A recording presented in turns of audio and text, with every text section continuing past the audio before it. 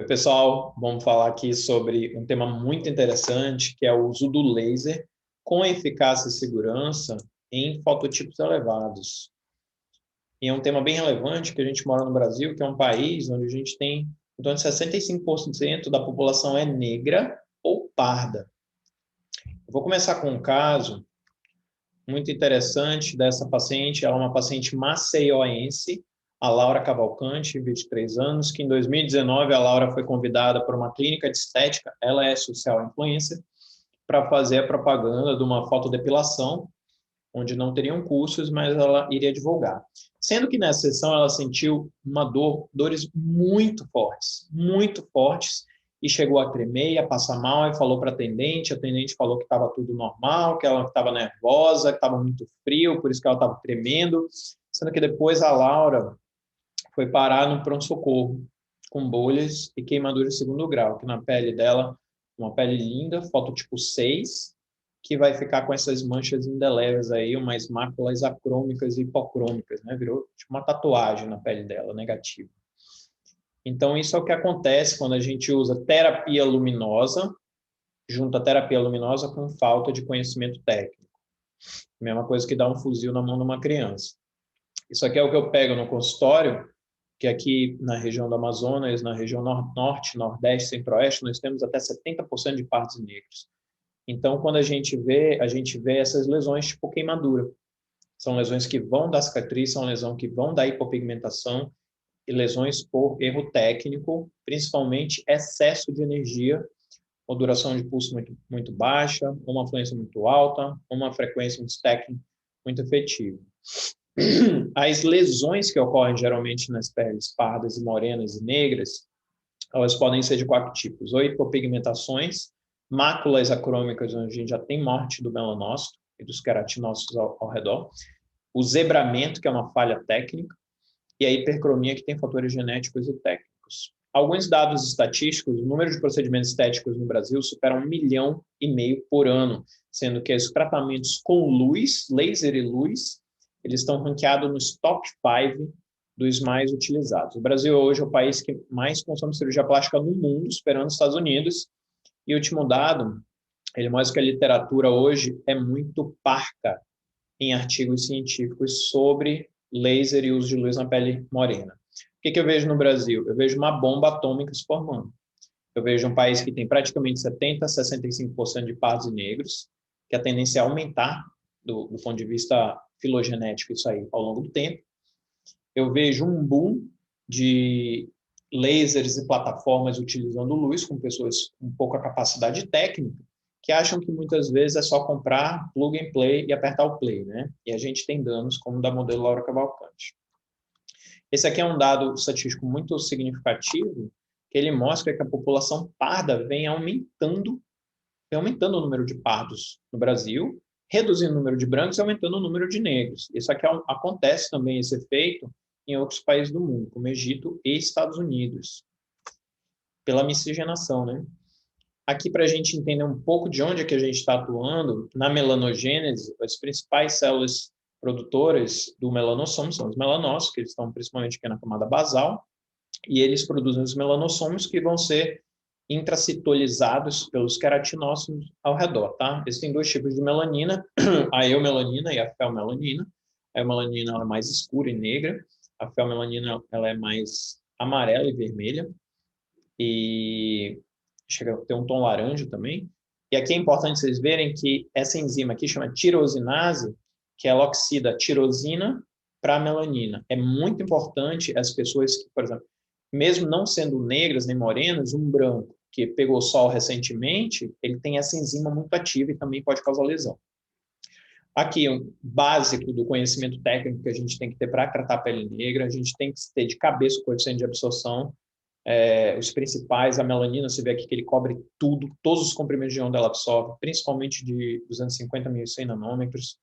Ter na cabeça o tempo, conceito de tempo de relaxamento térmico, tá? Que é quando a estrutura perde 50% da energia alcançada. E essa comparação do tempo de relaxamento térmico, eu gosto muito da comparação do Sol como fonte luminosa, de um rio passando ali no deserto, como se fosse o vaso, e da areia como se fosse os melanossomos. Então, a fonte luminosa aquece, o rio ele demora mais para ganhar e para perder temperatura, ou seja, ele tem um tempo de relaxamento térmico maior. Enquanto o melanossomo, ele ganha temperatura mais rápido e perde mais rápido também. Então, quando eu quero destruir uma estrutura, usar a fototermólise seletiva, eu tenho que mirar, descobrir o TRT da estrutura e disparar o pulso com 50% desse TRT. Se eu quiser explodir uma estrutura, eu jogo próximo de zero. Isso aqui eu comparo que o cirurgião vascular, quando ele inicia nesse processo de tratamento com luz, principalmente com o uso do laser, ele já vem ali da cirurgia vascular com um certo furor operantes. Ele opera um apêndice na cirurgia geral, resolveu. Ele opera uma vesícula, resolveu. Tira uma variz, resolveu. Então, ele quer ver sumir o vasinho. Só que eu falo que a gente tem que evoluir para um nível Jedi. O que é o Jedi? É o que acredita na física quântica, no modelo atômico ondulatório de Schrödinger. Então, eu não espero ver sumir o vaso, que isso aí eu posso causar lesão térmica. Eu tenho que acreditar que a minha energia está certa, que o TRT do vaso está certo, que o diâmetro está certo, que aquilo vai causar um bleb, uma bolha subendotelial, e aquele vaso vai gerar uma hiperplasia meiointimal. Eu não preciso necrosar o vaso com um DTI, com dano térmico irreversível, e sim um DTR, que eu chamo de efeito Jedi. E o conceito de múltiplos pulsos reduz a energia que eu dou para a melanina, ele intercala pulsos, então a melanina tem tempo de resfriar, enquanto que o rio, o vaso, que demora mais para perder energia, ele não tem tempo, e ele vai acumulando temperatura e ele se lesa. Endpoint clínico, outro fator muito importante de se discutir, tá? Eu vejo gente que compra bife e não sabe se vai fazer o bife mal passado, bem passado, como é que é o bife. Então, você compra um laser, você chega para o paciente, você tem que saber qual que é o endpoint que você quer naquela pele. Por exemplo, numa pele morena clara, morena escura ou negra, eu não quero um endpoint, uma PETEC, um frosting, eu não quero um dano térmico irreversível. Eu quero um discreto eritema, já vamos para endpoints mais econômicos, e um discreto edema já é o suficiente para que ele vá sumir. Dicas para obter sucesso em fototipos elevados. Sempre comprimento de onda longo. Por favor, não utilizem diodo 980 em pele morena escura, em negro, nem moreno claro. Não utilizem KTP 532, que vocês vão lesar esses pacientes. Então, comprimento de onda longa, 1064. Duração de pulso longa, sempre acima de 15 a 20. Uma fluência baixa, o mínimo possível para causar lesão. Identificar fatores que têm fatores de risco pigmentares. O principal é o olho verde. Mostra que ela tem na genética dela, é um olho tipo raro, menor que 2% da população. Ela tem uma genética negra na família e ela tem tendência a melasma também. Esse paciente ele tem um risco maior de instabilidade melânica. Uns dos preditores são a presença de hiperpigmentação nas palmas e nessa região posterior, aqui da dobra articular, também indicam que esse paciente tem uma instabilidade melânica, ou a presença de hipercromia pós-inflamatória. Essa paciente deixou o ferro cair aqui e ficou essa mancha escura. Essa daqui caiu uma gaveta e ela cicatrizou escuro. Instabilidade melânica, já avisa a paciente, já entra com pré-condicionamento de pele. E, por exemplo, o próprio vitiligo, a gente não tem dificuldade em tratar pacientes que têm vitiligo, desde que ele não esteja em uma fase ativa, tá? E que ele esteja em acompanhamento com o dermatologista dele. Preferir sempre o uso de pulsos múltiplos, para a gente economizar de fritar os melanossomos. Usar o resfriador de pele e corrente de ar contínua, tá? Tem estudos que provam que eles têm maior efeito de proteção profunda do que aqueles rolinhos, derma roller. O skin cooler, fazer uma hiperidratação, mesmo que o paciente tenha a pele hidratada, sempre hidratar para mais, com cremes que tenham ácido hialurônico ou glicerina micronizada. Aqui eu gosto muito de usar água termal também, durante o tratamento. E quando que a gente quer causar uma lesão hipopigmentar?